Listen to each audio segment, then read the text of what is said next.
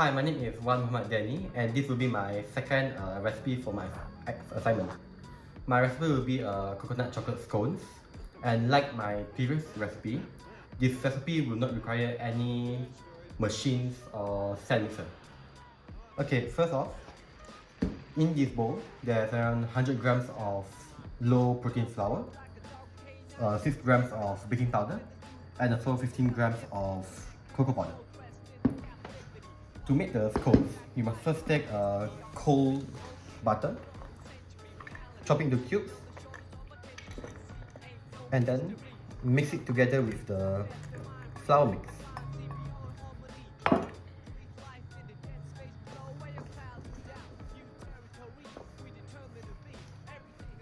You want to mix it in, don't let it melt.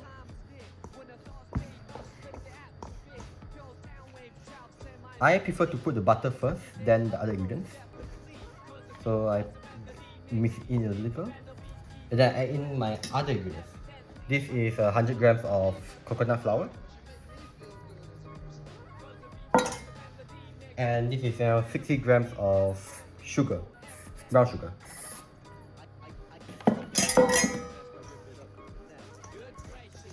To be honest, you can also mix the dry ingredients beforehand altogether, but I prefer to mix it afterwards in case I have a last minute decision that I do not want to add that much sugar or all that.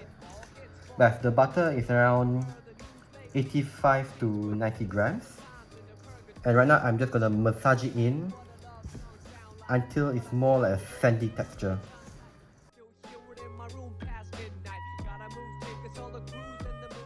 Okay, now that I mix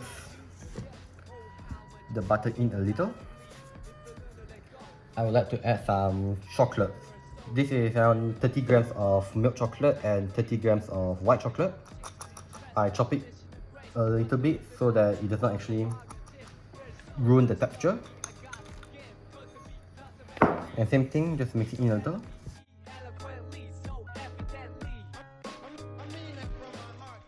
I add in the chocolate chips or the chocolate coins before actually adding the liquid, because if I were to add the liquid and then mix in the chocolate chip afterwards, gluten will form, causing the end product of the scones to be more dense.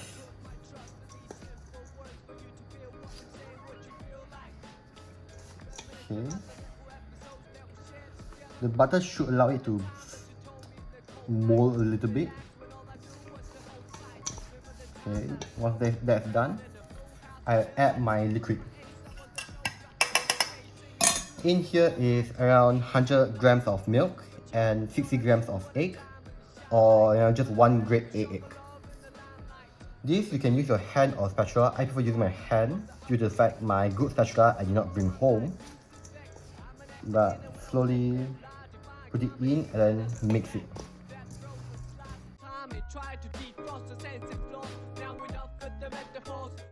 I can see it's starting to form more like a dough now, thanks to the liquid. I still need more. If you notice, there is still some chunks of butter in here, and that does not actually matter, as we actually want the chunk of butter to allow a more airy texture. When it melts, the water in the butter will become steam, causing bubbles to form, and then the butter itself will melt and more or less fry the interior to form a bubble inside the end product.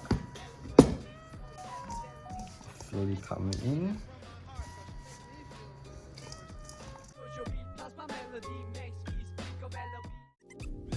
Once again, now where do I start? Dear love, I'm struck with the prologue to find you here. Every morning I wake from a cavernous night, sometimes still pondering the previous plight. Seems life done changed, long time no speak. Nowadays I often forget the day of the week, taking it by stride if you know what I mean. No harm done, no offense taken by me. So let's rap, we'll catch up to pop. What's the hap? Perhaps we even closer. Now after all things considered on the side of the planet. And that's all the liquid. Now just mix it in and then make it become a dough. The amount of liquid depends on what kind of flour you use. If you use, I use 100 grams of low protein flour and then 100 grams of coconut flour. So I require more liquid because the coconut flour will absorb quite a amount. However, if you use just normal low protein flour, you can definitely go by with around 80 grams of milk.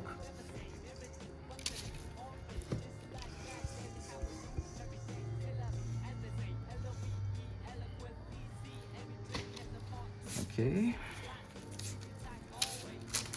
If you notice the dough is quite crumbly, that's fine. We want it to be crumbly.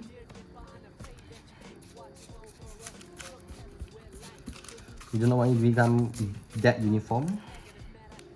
Right now, I'm just pushing it down and making it bigger. Here, you can start to make it a bit square to ease the process later on. But right now, you just want to make sure that everything sticks together.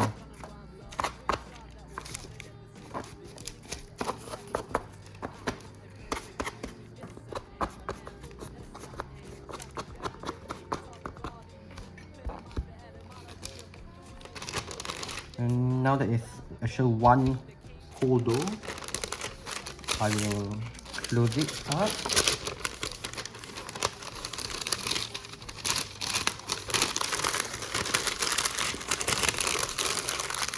And then I will put it into the freezer.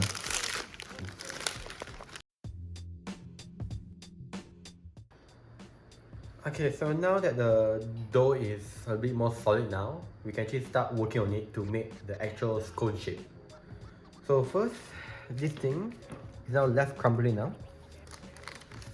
Unlike other doughs, I won't actually roll this thing.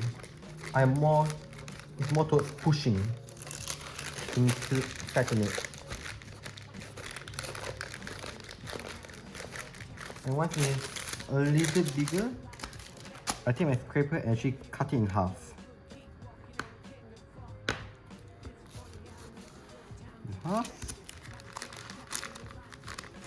Then try to get this up. Then top. And then same thing, I just actually push it in. I do not want to roll it because if I roll it, the texture will be ruined. You will no longer have the layer that I want.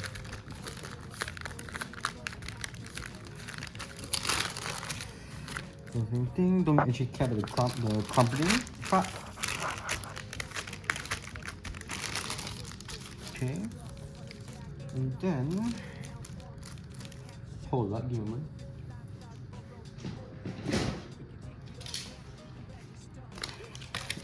What I want is actually 2 cm thick, which is around this tall.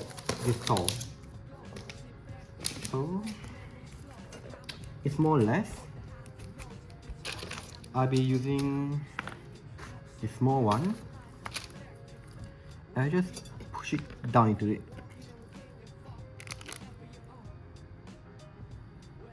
And if everything is done correctly, you have kinda nice layered scones. So same thing. Here. You see a little bit of a layer.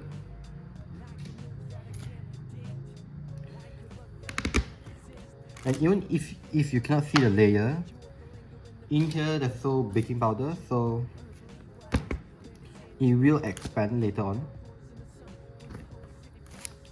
And as mentioned before, the butter will also allow more air bubbles to be produced.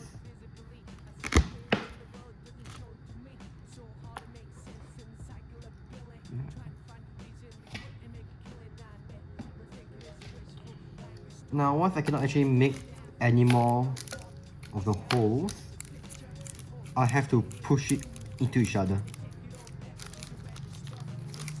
to actually ensure that the texture that we want won't disappear.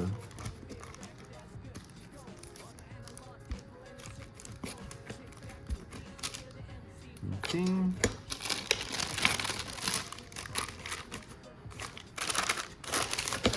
So to make it more easier, and to ensure that actually I have the kind of layer that I want, I'll just chop it in half again.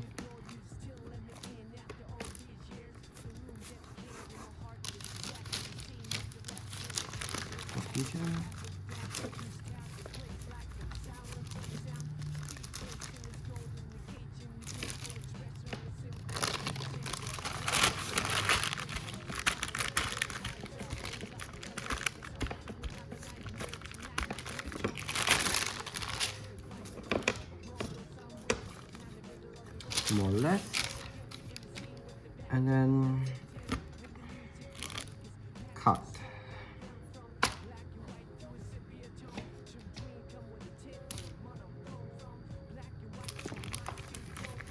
Yeah, that's more or less the gist of it. You just keep on making layers and keep on cutting it until we finish all. Also, once you actually reach the end, there will be some leftover. So imagine if like this is leftover, you can just push it all together, make it around the same size as your first one. And then you can also cook the leftover and then use that as a way to tell whether or not the others are cooked. So imagine this is the leftover. Just make it into the shape you want. Put it at your tray, and then cook it. And then once around the desired time reach, you can open it to see when it's cooked finish. For these cones, depending on oven, it will take different amount of time.